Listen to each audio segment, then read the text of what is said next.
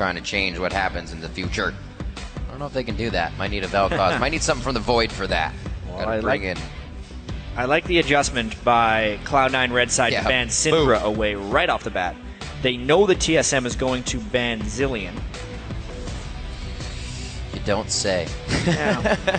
Easily picked out there in the ban list. Zed as well. See, will be the Alistar, the Maokai. Alistar proved quite useful for initiations that Dyrus had to bring to the team. The Maokai taken away from Balls, and the Alistar taken away from Dyrus. So, what do we choose here? It is going to be the Rise possibility for the top lane. Is this the LMQ series again, where Rise was first picked all the time? All the time. I mean, Dyrus will be pretty happy if he decides to lock that in. I wonder if this also opens Lee Sin for TSM. Cloud9 willing to let a couple of things through just so they can deny the Syndra and the Alistar. Another thing that is known is that Hai will not get Zed this game, which has been far and away his best champion. Plenty to decide here. Meteos has been picking a lot of Elise. And the news of the fact that it's not banned is pretty big. Totally different team comp for Cloud9. Let's see if they actually grab the Thresh for themselves as well. A lot of control to come out from Cloud9. They definitely have the walk-in initiation or delivery of it. Amazing now. He has not been super banned out this game. What does he decide to do? I mean, he's had his choice of Kha'Zix every game, and now the question will really be, does he want to play his tried and true Lee Sin that became his known champion? They don't actually need to pick it yet. There's their fair share of supports available. I wonder if the series would actually turn in such a way that supports become kind of the last pick here, since they've already decided who the mid laners and top laner matchups will kind of be, so there's not much counterpicking left there. Just because Nami and Braum both have definitive counterpicks, you pick Morg against Braum, you pick Braum against Nami. Yeah. And whenever you show your hand, you're always getting countered in all these games, unless Cloud9 saves their last pick for support, which they actually might do, or they can just do it now because Nami has been shown. They want it, absolutely. Going to be able to take that for themselves, especially if Hai grabs Yasuo. They don't have, or not Hai Yasuo, he has that. I was going to say the Engage. Already on Orianna. Getting ahead of myself. So Hai's probably going to be picking up now an AD carry and what they're looking for. Possibly top lane. Can do whatever they want. They don't need to pick the top laner you already see it. Until it's fully decided. There's still a chance that Bjergsen would play Rise. It's 90% Dyrus' pick, though.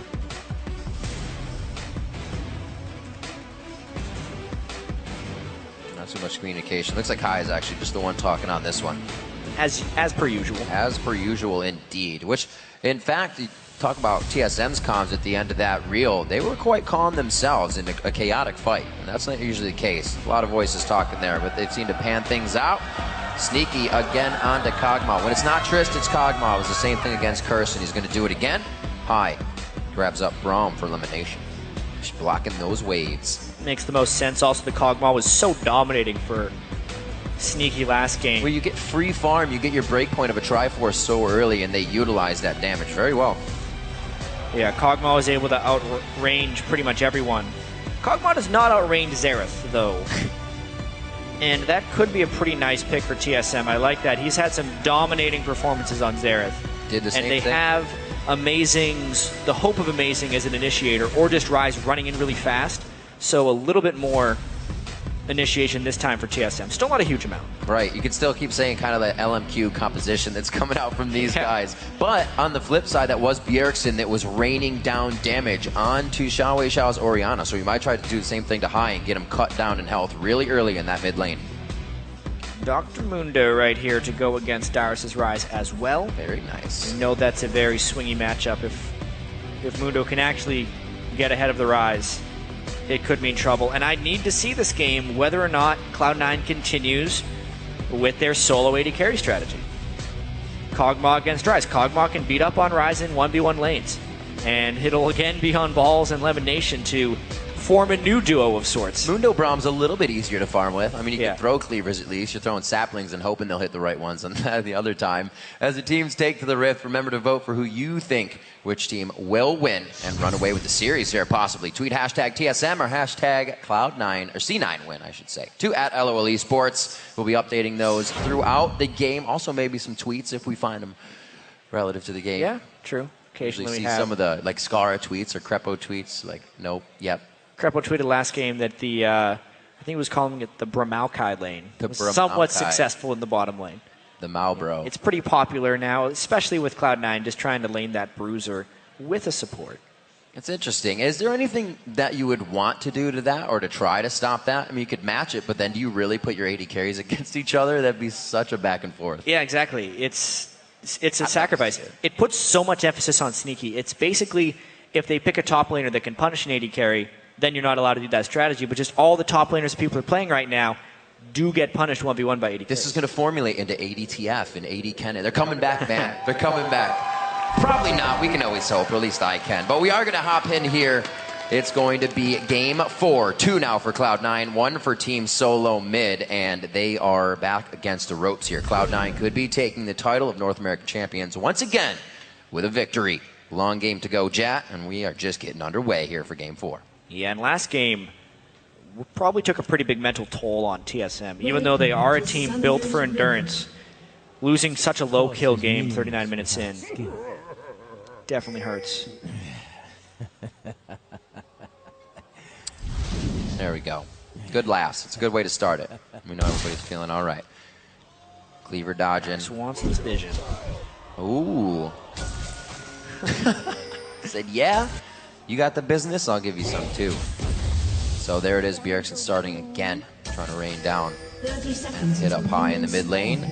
We've been seeing that Command Protect was leveled by most of the Oriannas here to not take damage early. Lustboy finding himself caught for a second, but High and the rest cannot pursue without the vision they need.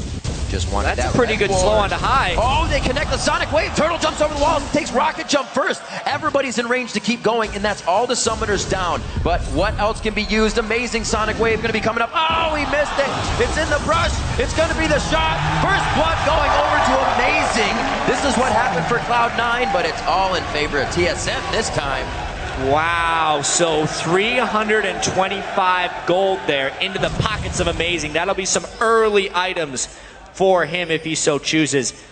Cloud9 getting a little bit cheeky trying to get the harass down to Lustboy, ends up costing them first blood, and in the worst of ways as well. High needs to be the one ahead in these games, and the fact that he started 0-1 could be disastrous.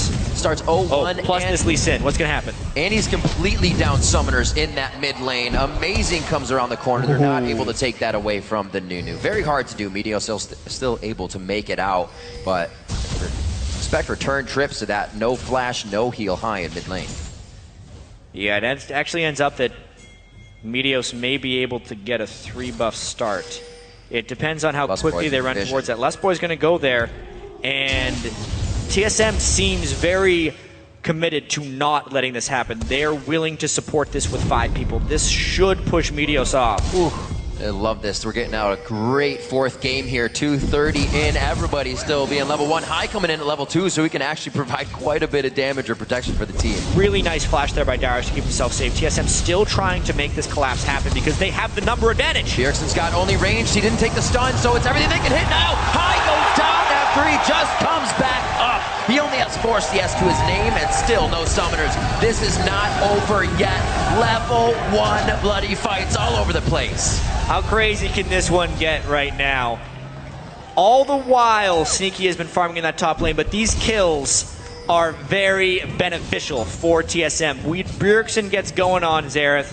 There's very little to stop him. Very, very little. He is awesome at hitting those ultimates, and he puts himself in a position to do so. See if he can get a roam on that Xerath quite soon as well. If he will just continue to batter down on High, do you leave that lane and kind of say, after I get up in CS, I mean, this is it, and I roam, or do you just keep taking him down? No, Sneaky's got to keep farming, for one. So I'm at High. Oh, High cannot leave that lane, and neither can Bjergsen for that matter. Okay. Bjergsen has enough range with his ultimate He just keeps that he crushing. can support jungle invades, but he just needs to continue to focus on this mid lane, especially this early on into the game. All right, see if he can keep that pressure on. Now we get to see this friendly or frenemy, as you would say, mid lane that plays against each other so much. Can Hai come back from such a deficit against Bjergsen after being the one to kind of teach him a little bit more as he came over to the NA and about aggression?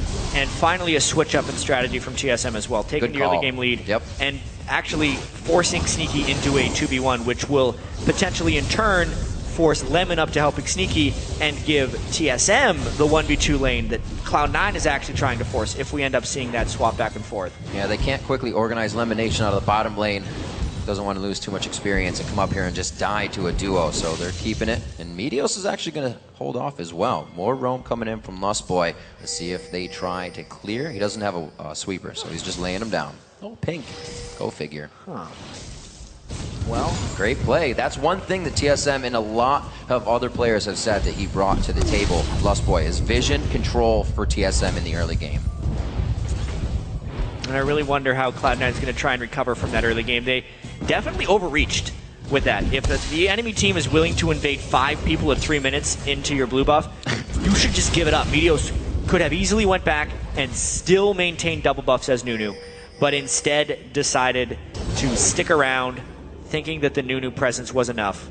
You're going to get 2 nice deep wards in here and make sure they have coverage over everything. Keep the snowball rolling downhill. And they know they're at least in the jungle, so Cloud9 can stay pretty safe throughout this. And you see it's going to have to be Meteos as well, making sure that safety is there. He heads down to the bottom to provide protection as well. Good sweep, though. Yeah, so actually, Lustboy, after getting some vision control in the top lane, decides to abandon and go up back to Wild Turtle and leave Dyrus with Sneaky. Sneaky's going to continue farming that lane really well. He'll just be vulnerable to some ganks. Balls comes back before he's full on health, actually, and is going to continue to eat some harass. Definitely a good game for Meteos to be on Nunu. Able to build that Quill Coat, get out the vision early, buys wards for himself as well. And Lustboy back down to the bottom lane. So we get somewhat of the matchups we've been seeing throughout this series, at least. Let's see how Bjergsen's doing in the mid. Level 5 for Hai as well, 31 to 29. So Hai has been able to stay quite safe here. Meteos just says, hey, how's it going?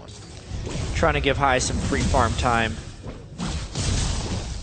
Maybe even get a little bit of harass down onto Bjergsen. Maybe they're just trying to make Amazing show where he is at. It's a little dangerous knowing the gold lead that Amazing has if they're actually going to fight. 2 long swords to just a Quill Coat isn't exactly very fair. Hai putting the levels in queue this game, making sure he can dodge out, move the ball enough to be farming. That's skill shot, crazy lane. Gotta be boots coming out fast for both of them. You'd think so. Hai's a pretty good dodger. Yeah, that he is. Good pressure. This is what we've been seeing with those 2, I should say, melees as they are. Mundo trying to throw out cleavers, but also in the top lane getting a little bit of love. Is vulnerable here. Uh-oh. Mirrored on both sides. Dyrus knows this. He's like, man, deja vu every time. They don't have the minions, though. I mean, they're going to be going for Dragon. I wonder how much support they have. And yeah, if you can just get out of there. Really nice move there by Dyrus to give his team a Dragon. He gets back.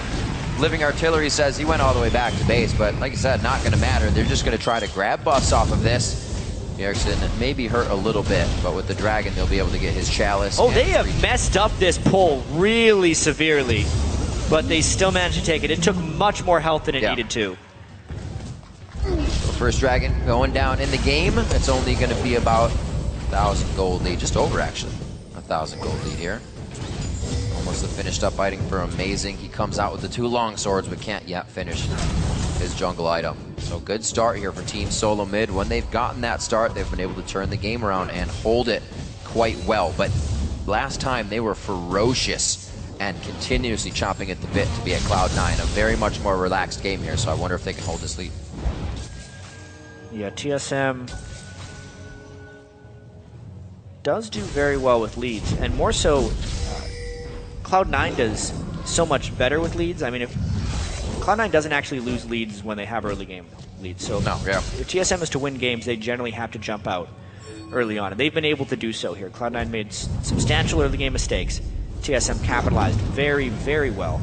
The early BF sword on Wild Turtle should hopefully keep him ahead of Kog'Maw. If they can withstand Sneaky, if they can withstand Sneaky in teamfights, it would lead to a TSM victory, because that was actually the main thing that led to Cloud9's victory last game. Not as much high Zed, but more so Sneaky's Kog'Maw. He was creating so many little plays throughout the game that he was just making the windows with which High could exploit.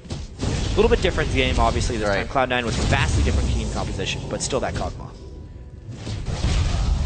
So amazing, 1-0-1. Bjergsen as well. The two that love to get going early, as we have a little back and forth here in the bottom lane. You can see that Phage putting out damage with the Bio Arcane Barrage. Turtles, the BF Sword still doesn't equal that damage right away, even with Lust Boys, extra damage added on.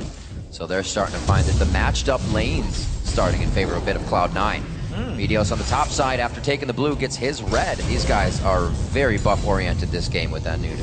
Well played. Yeah, definitely some control being taken back by Cloud9.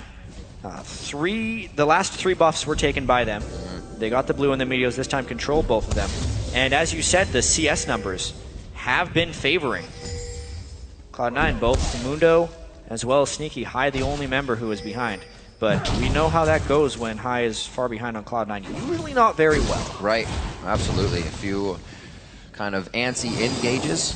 We've seen it previously on the Zed. We saw it going after the Alistar, but it seems like Cloud9 with their last win has kind of wicked away those cobwebs and made sure that there's nothing else that they can make a mistake on. So far 2-0 as TSM has made their advantages in this one. Crazy level 1 fights, especially for a best of 5 series. This nice job. Wild Turtle putting on the shell and he goes hard. Amazing's right on the backside. A great flash out, but it's not gonna be enough. The Tempest hits the Ignite being on, and it is going to be enough damage for Sneaky to go down. Beautifully played.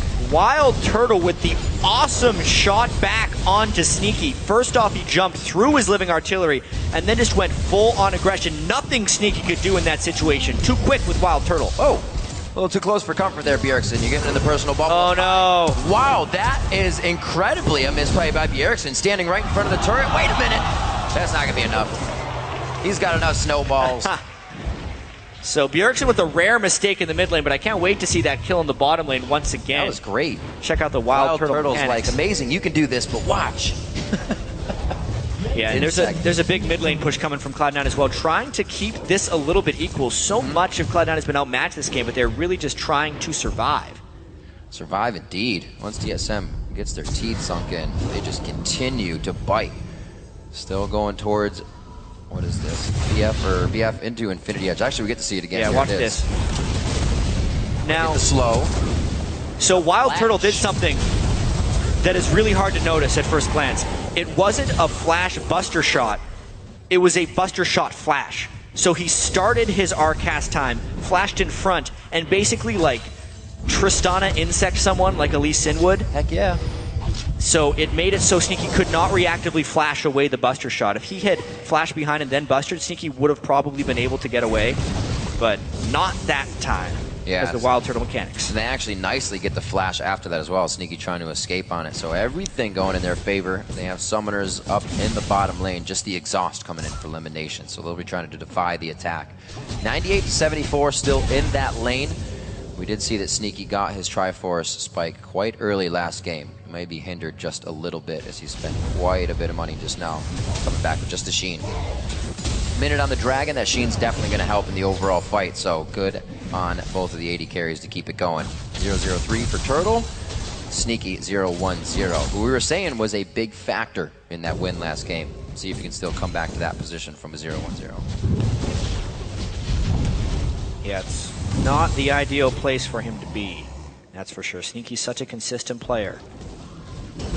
But now, you know, all of Cloud9 is on their back foot. And it's on TSM to close this one out. They have the ability to. We know they've done this before.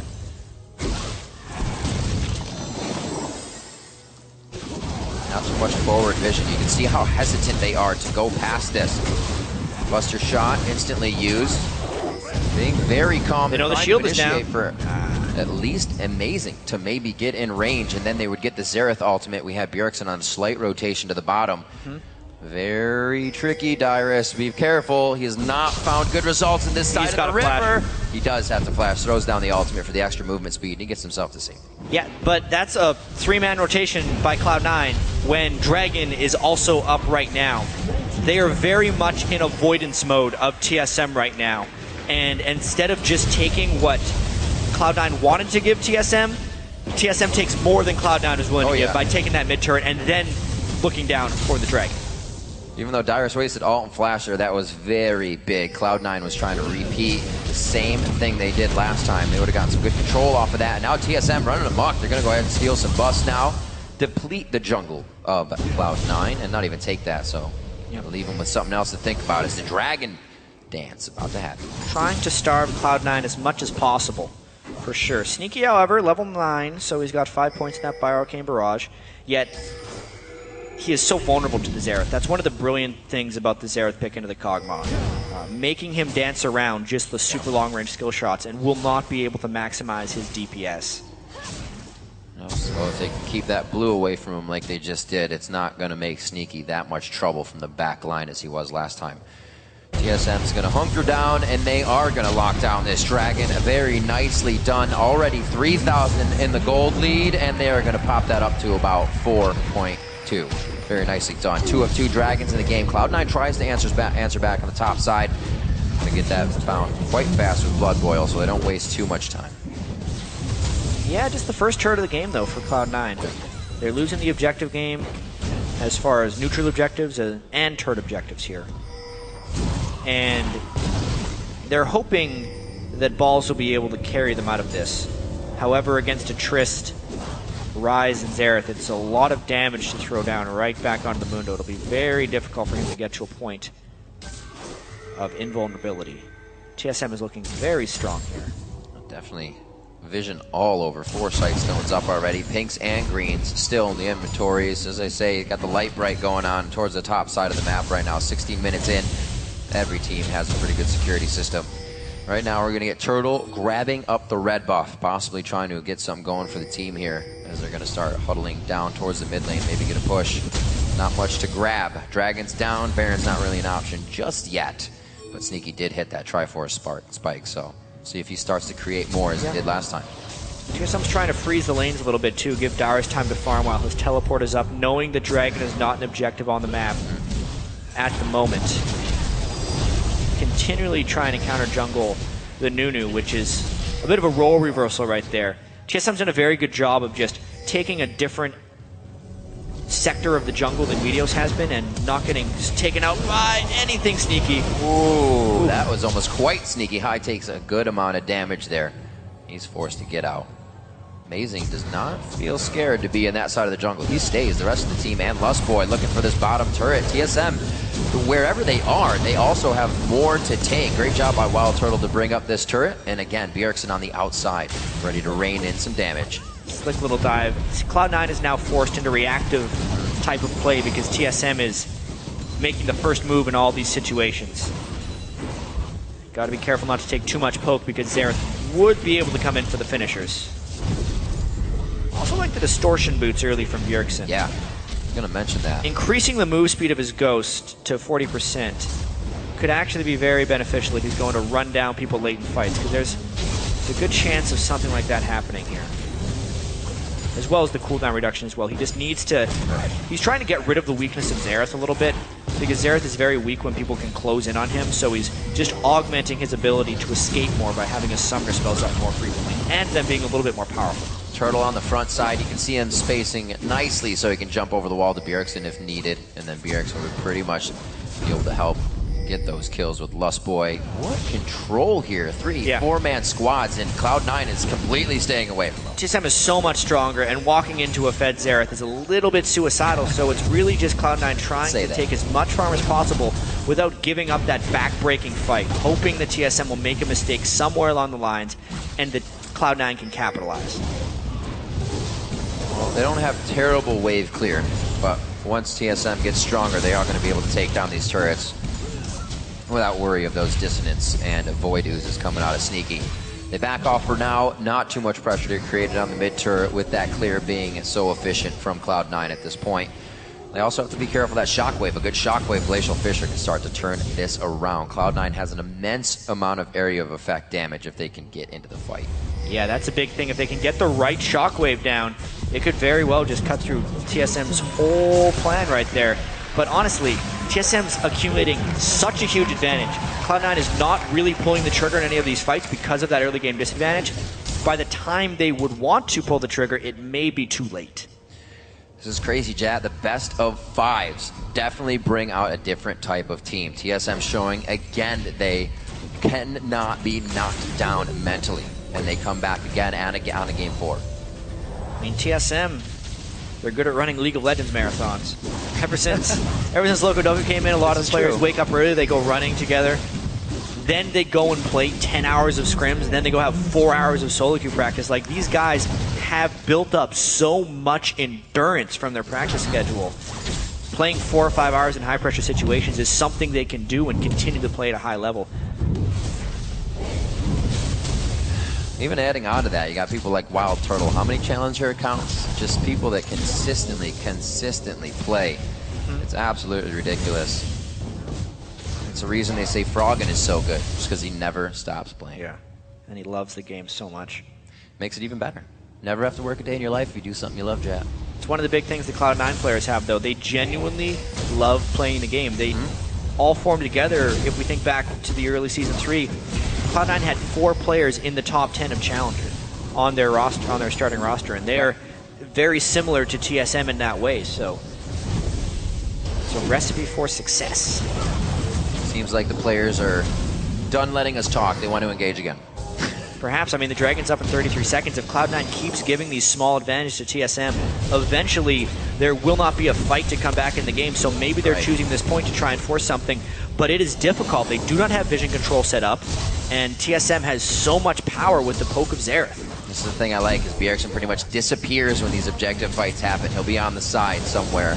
There he is with the rest of the team. Cloud9's trying to find him. Good, decent amount of damage onto him to start the game. Ball's feeling way more confident to walk himself into this one.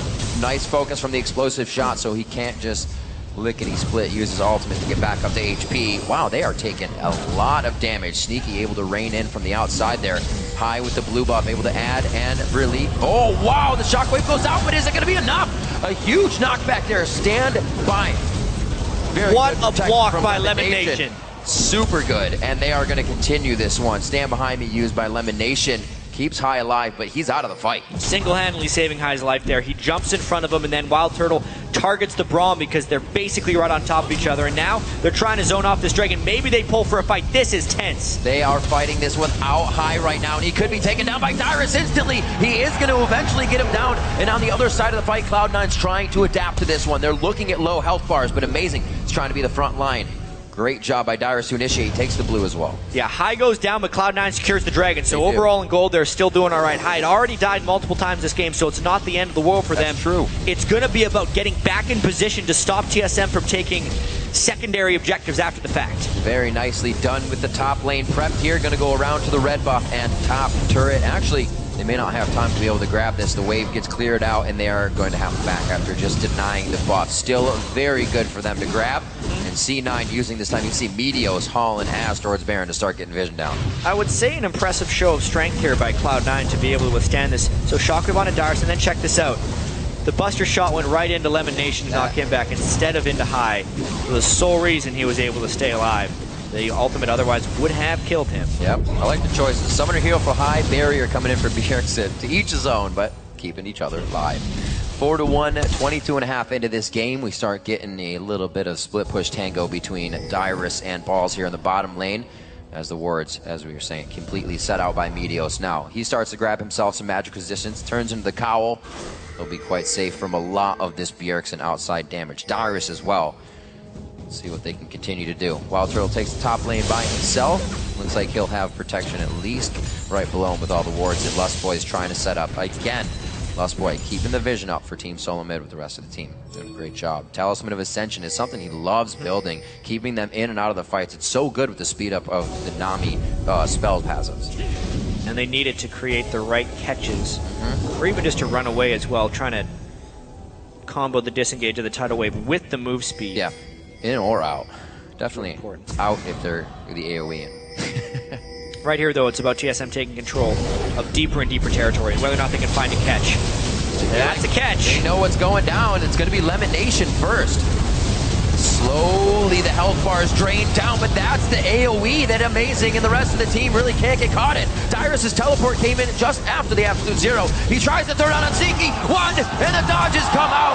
Beautiful job by the boy puppy going back and forth. Amazing, gets himself a little too deep, thinking Kadma wouldn't be able to get the damage back for the retribution kill. Now onto balls, but he is going to be fine. The ultimate's already been used. He's healthy. Sneaky was absolutely incredible that fight, dodging all 3 of the shots from Bjergsen's ultimate, and then still having the presence of mind to turn around and finish off Amazing. Despite getting caught there, and despite Dyrus teleporting in before balls, Cloud9 still wins the fight, 2-1. Finding it in the jungle, I don't think TSM's going to want that again. Let's watch this. Yeah, so they kick back a pretty tanky guy in Lemon Nation right there. He absorbs a lot of the damage because of his shield, gets a face to mount and a shield from Ori, and ends up just running away after that one. But think about how early Dyrus got into that fight. He does 75% of Sneaky's health bar, and then flashes the first, dips, dodge, and dives after that one. And then Balls pushes the rest of him back after that fight because he's a very tanky Mundo. This game is still winnable for Cloud9. That's what you're talking about, that guy in the top lane who could become a very big front line, and he's doing just that. As long as Wild Turtle can't cut him down, they don't have the Morello Namicon coming out in this build. We've seen it a lot this weekend for Mundos, but it's up to Turtle to shut down on those grievous wounds. More than that, just to go through this game though. Cutlass coming up for Sneaky, or rather Blade of the Rune King I should say, and a 2-item finish from Turtle here. So both teams trying to get an advantage of their spikes. TSM got a little too antsy there trying to do that though. Sneaky relative to the game is not as farmed as he was last match. Yeah, correct. He was about 1,000 gold ahead of everyone else in the game. Here, he is 4th place in gold, actually. He has less gold than Wild Turtle, Bjergsen, and Dyrus. So not the same presence, which just means he has to play that much better to stay alive. As we saw with those fancy jukes, Blade of the Rune King would be a huge thing for him in trying to slice through these team fights. And honestly, Mai is having another one of these bad games. It's kind of like Cloud9 needing that shock from the shockwave to actually turn these fights. He's landed good shockwaves, but he has been a consistent focus of TSM. Take out the shock caller and absolutely. It's hard to shock off from the grave. 1 minute on the clock for Dragon to come out. TSM getting exactly what they want. Side lanes could be pushing a little bit more. Looks like they were going to have Dyrus do that possibly, but he's floating, trying to ward, and then they do decide to have him go down towards the bottom lane. Just deciding what they want. They're going to start spreading it quite thin here just to get the vision they need so they can start making moves. And this has been the battle for TSM for the last 6 minutes or so, just trying to break Cloud9. Ever since Cloud9 actually was able to take that dragon, they're slowly clawing their way back. They're still in a pretty heavy deficit, but if they can keep taking dragons and not losing turrets, they would be able to hold on. That's why it's of utmost importance that either TSM gets a catch here to kill more turrets, or that they can control this dragon that is up in 30 seconds. I feel like with the Baron threat right now, the dragon secure will be easier for them, but they do have to respect this Cloud9 team. Absolutely. Sneaky coming up next few levels, at least 4 for that max range ultimate. Even Bjergsen won't be safe on the outside of these fights. Good take from Wild Turtle to deny.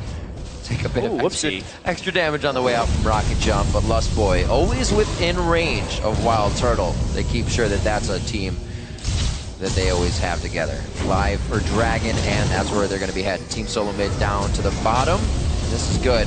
They actually have something to fight over. That's not Cloud9's base. This time Bjergsen landed a lot of poke instead of getting poked, but Amazing is still not very low on that dragon. We could very well see that fight. Block the tidal wave. Let's see if they re-engage. Ball's out, so that's going to zone them quite a lot. Once the ball is out, it kind of denies it a little bit. Everybody knows where it is. You see High backing up again. Going to get it clear on the mid wave, and then he'll come in just a little bit on the fight for another entry, possibly get the shockwave that he wants. Dragon. He stole it. Dragon getting stolen by Meteos. That's the shockwave that he wanted. Lust Boy on the backside. That all starting down. Bjergsen is just raining in damage, and he does find Sneaky. The boy puppy gets dropped. What a fight coming from Team Solomid as they limp away. 4 for nothing. That poke from TSM eventually just poked Cloud9 to death. The ultimate that time for Bjergsen just wrecked Cloud9 as they were trying to disengage, and Turtle and Amazing could hop in for the finish. Even if they're low, there's so many of them alive. This Baron is theirs. What a great job by Team Solomid, Chad. I thought it was looking a little shaky when they could not break the front of the base. but they just bought themselves time and they got the fight they wanted. A dragon. Let's see it again. Yeah, I mean, getting the Dragon Steel was nice, and then Cloud9 is desperately actually just trying to use disengage spells here. The Shockwave was for the disengage, but they couldn't stop Dyrus, so he's putting a bunch of AoE down, and then the Xerath ultimates. This time, Sneaky could not dodge all of them. Amazing and Turtle were in there getting resets. As much damage as they put on a Turtle, it wasn't quite enough. And that may be Cloud9 breaking. Fast fingers from Dyrus that time paid off. He hit the ultimate to just squeeze out of the range of that Shockwave and get his movement speed. Those Rune Prisons really started to lock down the fight. Good plays on him and really coming back around this game. 3-0 and 5 for him. This would be quite a road for TSM if they could win the next 2 games in this series. Coming from the 3rd seed in the playoffs, not getting a bye, having to take out Dignitas in 4 games, LMQ in 5, and then they would have to win this one in 5 as well. But they're looking quite good in this game for 7,000 gold separating them and Cloud9. And Cloud9 was trying to play a little hide-and-go-seek, but they got spotted in the bottom lane, meaning this mid-turret is temporarily exposed. TSM knows, though, without a lot of vision behind them. I believe they walked through one ward that was cleared, but they are forced to back off. Playing it safe, 6,000 gold lead right now. Only 4-2 in turrets. It seems like the map should be destroyed right now, but the vision game has kind of staved everybody off from getting too much of what they want.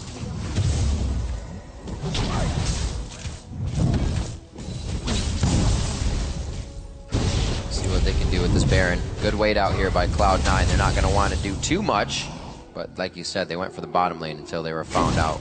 Trying to take Baron off 1 by 1 is going to be a very hard task. And this Cloud9 team isn't as much about getting small catches or assassinations. It's actually very much a bruisery, tanky teamfight team. Everyone very big on this team, Mundo, Nunu, Braum. So when they fall behind like this, it is much more difficult for them to maneuver a comeback. Still trying to shut them down. Amazing with the forward wards along with Lustboy. This is a death squad in itself right here. They already have their protection of a Wild Turtle in the top lane. He's been having fun on the turret all alone by himself. He picks up a little bit more. 260 to 240. 1-1 and 7. Oh man, actually he's this caught. Huge. What a lockdown from across the map. You can't even get to safety.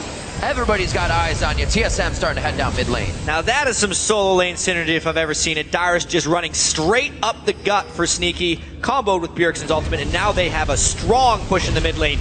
Kana's going to try and trade something back, but this inhibitor is done for. That showed immense power. You couldn't even be peeled off by Meteos on that one, and Nunu couldn't even make it happen. So Sneaky goes down, free hit for the inhibitor here, and Bjergsen and the team get to use Baron quite efficiently. They'll probably be back in time to stop this if they even want to.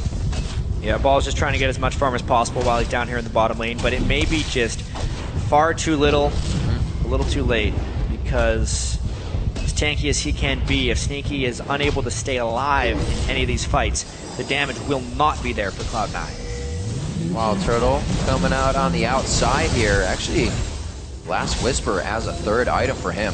Wanting to crush down. Seeing the Thornmail already on Balls. Armor already being built up on a few others as well. Meteos there. Interesting. Dyrus and Balls in the bottom lane. They're going at it. It's not looking too good for him, but there's the active on the ultimate.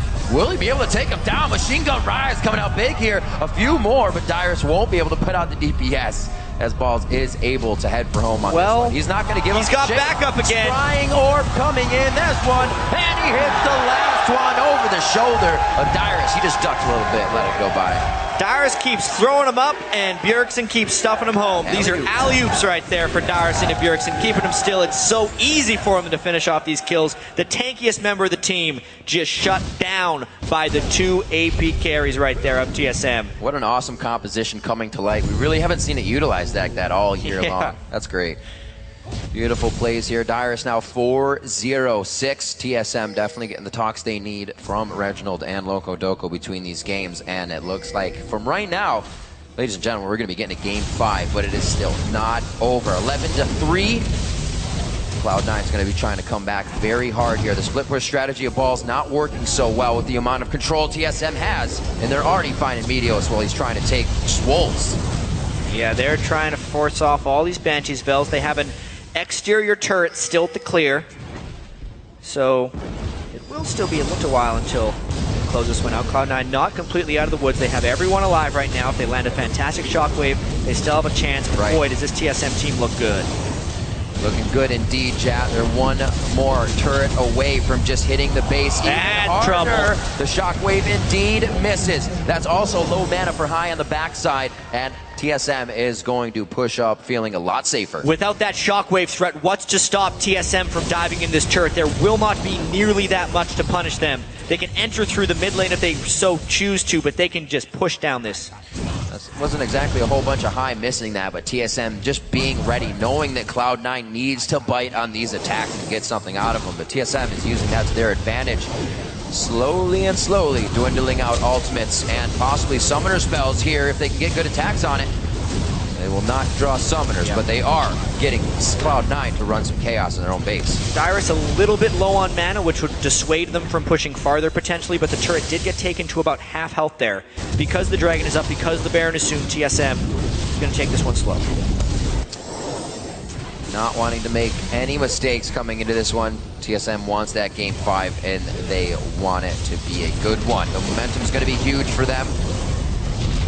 And Dragon will also be theirs coming into 35 minutes. 3 of 5 Dragons there. The first Baron goes to TSM as we saw. That was just about 7 minutes ago. 30 seconds left. We're going to have that next Baron. And I really wonder what Cloud9 could even hope to do about this Baron. Look at the map. There's one ward outside of Cloud9's base right now. One single ward. For a team with 2 tight zones, they just haven't been able to get out because they've been so heavily punished by TSM. They're getting a few wards up in their own jungle right now, but they have to retreat shortly just because of the threat of TSM. Still looking at builds here. A lot of item spikes coming out still on both sides. It's quite early in this game. AD carries still getting a lot of what they need. Cutlass coming out for Wild Turtle. Infinity Edge for Sneaky, which would be something he would have easily had last game. We talked about his clip. Very different coming into this one on more Kog'Maw play. Yeah, Dyrus, Bjergsen, and Wild Turtle are all well over 2,000 gold ahead of Sneaky. And Video's just trying to get vision control, having to run away. The flash, nobody's really going to be able to help this engage. Sneaky is on the side there. Voidooz doesn't really hit the team. And this is the disengage that Team Solomid has. The Talisman already used. Video's throwing down the ultimate, but he only gets one. A lot is being used for only the few members of Team Solomid here. Oh, the artillery coming in from Bjergsen on the backside. Could this finalize him? No! It's going to be Wild. This is going to be a penta. One more. He's going to be looking for the penta, but Balls won't give it to him. The quadra kill instantly coming up. Team Solomid looking to end the game out here. 40 seconds across the board. Balls is going to have a hell of a time defending this one. Well, they don't have the minions, but they do have 5 members of TSM. They're looking to end this one 37 minutes in. That's a pretty big Dyrus. Frozen hard on top of the health and everything of the Seraph's Embrace. The shield to be used if they need it as well. They're going to lock down the first Nexus turret. Ladies and gentlemen, we're going to go to a Game 5 in the LCS playoff finals. Team Solomid takes Game 4 over Cloud9. How many 5-game series are going to go the distance here in the North American playoffs? Definitely the last one, because TSM just took down Cloud9 for the 2nd time ever in the playoffs. They have to be feeling really good right now. Dyrus had a great game, holding the emotion this time, not letting it get the best of him, which worked yesterday, but can also get you a little ahead of yourself. Just keeps it calm. Cloud9 definitely has a few things to talk about now, but both teams have. It's been a back and forth. That's why we're going to a Game 5. And Cloud9 challenged for the first time ever, really, in the playoffs. They had never dropped a game before this, and in a small sense, it's very good for